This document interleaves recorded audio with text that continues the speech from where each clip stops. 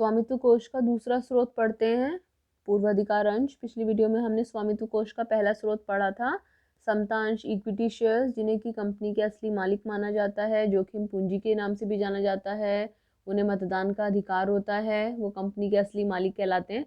तो स्वामित्व कोष का ही दूसरा उदाहरण है हमारा पूर्वाधिकार अंश। कौन होते हैं पूर्वाधिकार अंश धारक? नाम से ही पता चल रहा है, पूर्व अधिकार, पहले से ही कुछ अधिकार प्राप्त है। इंग्लिश में हम इसे प्रेफरेंस शेयर्स बोलते हैं।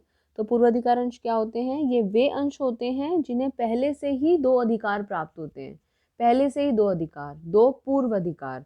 कौन कौन से दो पूर्व अधिकार? पहला तो लाभांश का पूर्व अधिकार। जब भी लाभांश देने की बारी आएगी तो दो लोग सामने खड़े होंगे, अगर समतांश धारक और पूर्वाधिकार अंश धारक, तो कंपनी पहले पूर्वाधिकार अंश धारकों को लाभांश देगी और फिर उसके बाद में जितना भी बच जाएगा तो वो कंपनी समतांश धारकों को लाभांश के रूप में वितरित करती है। तो पहला पूर्वाधिकार हो गया लाभांश का पूर्वाधिकार। दूसरा पूर्वाधिकार है पूंजी वापसी का पूर्वाधिकार। देखिए, पूंजी वापसी की बारी कब आती है? कल को जब कंपनी का समापन होता है। तो कंपनी के समापन के समय जब कंपनी को पैसा लौटाना होता है, तो जब अंशों के पैसा लेने की बारी आती है तो पहले कंपनी पूर्वाधिकार अंश धारकों को उनका पैसा लौटाती है और फिर उसके बाद में कंपनी समता अंश धारकों को अंत में पैसा लौटाती है। ठीक है, तो पूर्वाधिकार अंश धारक कौन से अंश धारक? वे अंश धारक या वे अंश जिन्हें पहले से दो पूर्वाधिकार मिलते हैं। कौन कौन से? नंबर 1 लाभांश का पूर्वाधिकार, नंबर 2 पूंजी वापसी का पूर्वाधिकार। इसे नोट कर लें। अब बात करते हैं कि पूर्वाधिकार अंशों से क्या क्या फायदे होते हैं या किस किस को फायदे होते हैं। सबसे पहले पूर्वाधिकार अंशों से कंपनी को क्या फायदा होता है। ये क्वेश्चन ऐसे नहीं आएगा आपको बताने के लिए कि आपको ये बताना होगा कि कंपनी को क्या फायदा होता है या निवेशक को क्या फायदा होता है। बात यह है कि ऐसे लिखने से हमें उसे याद करना आसान होता है और समझना थोड़ा सा आसान हो जाता है। कंपनी को क्या फायदा? देखिए, जैसे कि समतांश धारक जो होते हैं उन्हें एक अधिकार प्राप्त होता है जो कि मतदान का अधिकार होता है, वोट देने का अधिकार होता है। लेकिन जो पूर्वाधिकार अंशधारक होते हैं उन्हें मतदान का अधिकार नहीं होता, लेकिन उन्हें लाभांश का पूर्वाधिकार होता है और दूसरा पूंजी वापसी का पूर्वाधिकार होता है। अब क्योंकि पूर्वाधिकार अंशधारकों को मतदान का कोई अधिकार नहीं होता, इसलिए वो कंपनी के नियंत्रण में कोई भी हस्तक्षेप नहीं कर सकते हैं। उनको कोई राइट नहीं है कंपनी के फैसलों में बोलने का। दूसरा, सेम जैसे समतांश धारकों के साथ है ऐसे ही पूर्वाधिकार अंशधारकों के साथ है। जब कंपनी पूर्वाधिकार अंश जारी करती है तो उसके बदले में कंपनी को अपनी किसी भी संपत्ति को गिरवी नहीं रखना पड़ता। तो कंपनी के दृष्टिकोण से पूर्वाधिकार अंशों के दो फायदे हैं। नियंत्रण पर कोई प्रभाव नहीं आता। क्यों नहीं आता? क्योंकि उन्हें वोट देने का अधिकार नहीं है, किसी भी निर्णय में बोलने का अधिकार नहीं है। दूसरा, पूर्वाधिकार अंशों से जब हम पैसा इकट्ठा करते हैं तो उसके बदले में हमें किसी भी संपत्ति को गिरवी नहीं रखना पड़ता। अब इन्वेस्टर के पॉइंट ऑफ व्यू से अगर हम बात करें, जो पूर्वाधिकार अंश होते हैं उनके नाम कुछ इस तरीके से होते हैं। फॉर एग्जाम्पल 10% प्रेफरेंस शेयर्स, और एक शेयर की कीमत अगर 100 रुपये है। ये जो 10% इसके आगे लिखा हुआ है, इसका मतलब है कि इन शेयर्स के ऊपर 10% की दर से लाभांश दिया जाएगा। तो जो निवेशक एक निश्चित और नियमित आय चाहते हैं वो समता अंशों के मुकाबले पूर्वाधिकार अंशों को ज़्यादा पसंद करते हैं, क्योंकि जो इनके ऊपर रिटर्न मिलती है वो रेगुलर होती है और एक फिक्स्ड अमाउंट होता है। वैसे कंपनी को कंपल्शन नहीं है, जबरदस्ती नहीं है। कंपनी चाहे तो पूर्वाधिकार अंश धारकों को भी लाभांश देने से मना कर सकती है, लेकिन अगर कभी भी लाभांश देने की बारी आती है तो पहले कंपनी पूर्वाधिकार अंश धारकों को लाभांश देती है, फिर अगर बचता है तो ही समता अंश धारकों को लाभांश दिया जाता है। तो निवेशक के दृष्टिकोण से फायदा होता है कि निवेशकों को एक नियमित आय मिलती है इससे।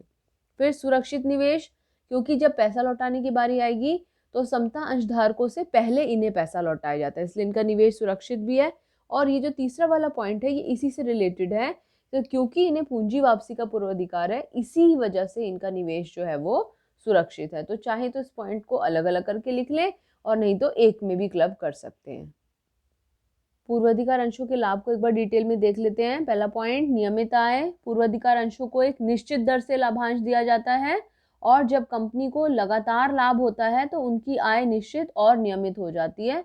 और सुरक्षित निवेश, क्योंकि पूर्वाधिकार अंशों को पूंजी वापसी का पूर्वाधिकार होता है, इससे उनकी पूंजी सुरक्षित हो जाती है।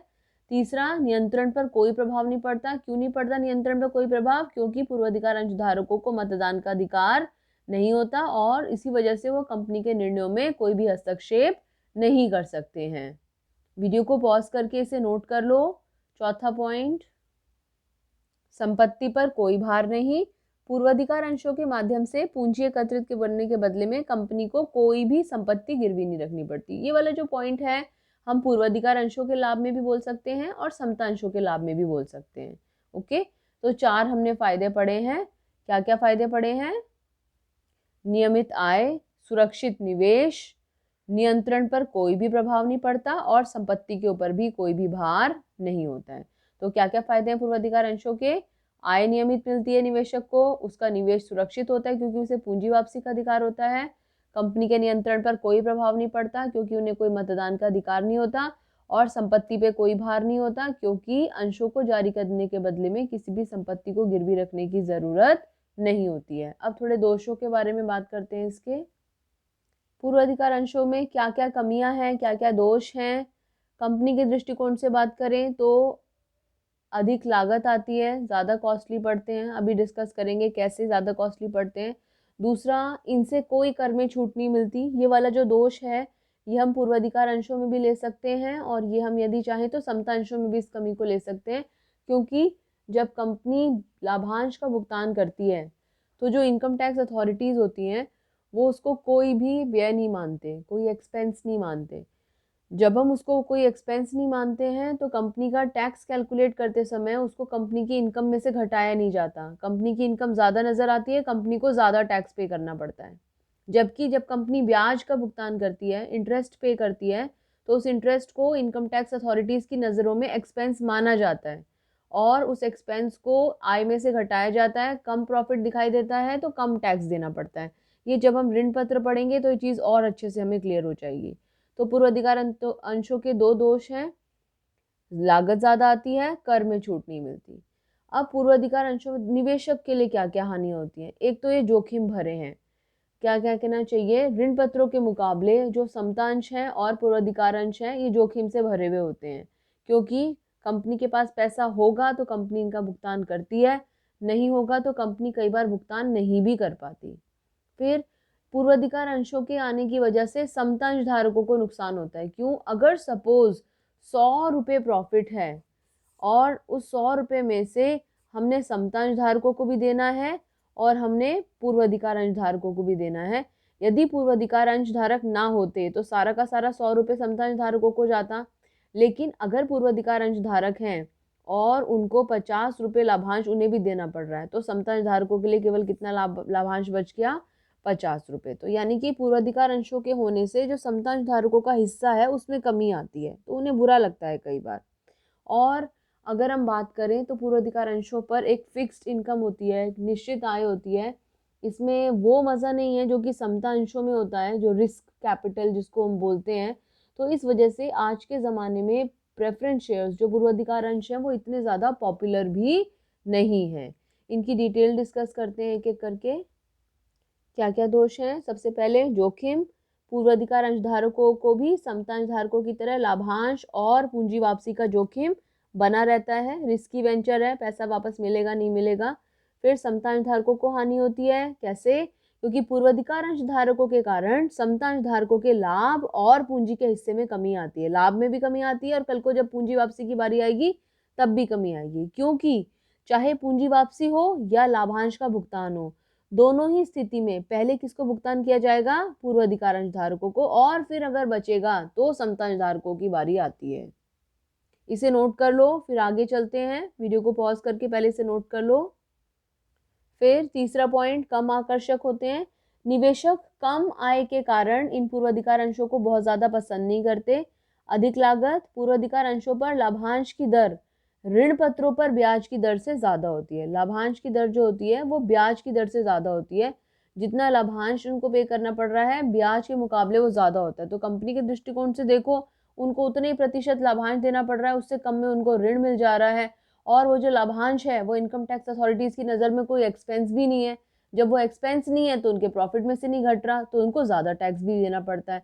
तो इसलिए नेक्स्ट पॉइंट कि इससे कर में छूट नहीं मिलती है। क्यों? क्योंकि लाभांश के भुगतान से कंपनी की आय में कोई कमी नहीं मानी जाती, उनकी इनकम में से माइनस नहीं होता, तो उनको ज़्यादा टैक्स पे करना पड़ता है।